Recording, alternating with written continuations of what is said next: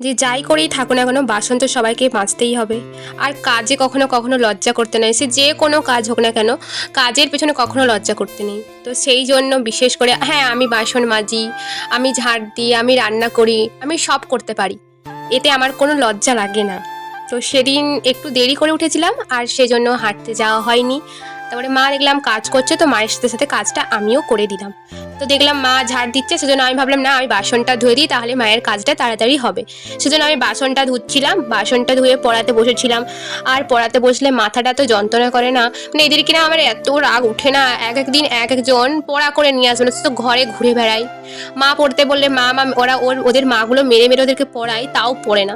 মানে কি বদমাস বাচ্চাগুলো, আর এত দুষ্টুমি করে না, পড় না পড় না বলে বলে আমি পাগল হয়ে যাই। তো তারপরে আমি চলে গেছিলাম ডিউটির উদ্দেশ্যে। ডিউটি থেকে এসে বাড়ি ফেরার পথে প্রচণ্ড বৃষ্টি, আর বলার নেই বৃষ্টি চলে এলো কোথা থেকে। বাড়িতে এসে বুড়ি ভেজটা তো করতে হবে বলো। আর মা আজকে আমার একটু পছন্দের রান্না করেছে, আমার তো ভালো লাগে এগুলো খেতে। তারপর আমি খেতে বসে গেছিলাম, আর আমার প্রচণ্ড পরিমাণে খিদে পেয়েছিল, খিদে তো পাবারই ছিল, খাইনি কতক্ষণ ধরে হয়ে গেছে। তারপরে তাড়াতাড়ি করে খেয়ে নিয়ে তারপরে দেখছি আবার বৃষ্টি, মানে বৃষ্টির আর শেষ নেই, বৃষ্টি পড়ছে, মেঘ একবারে অন্ধকার করে এলো।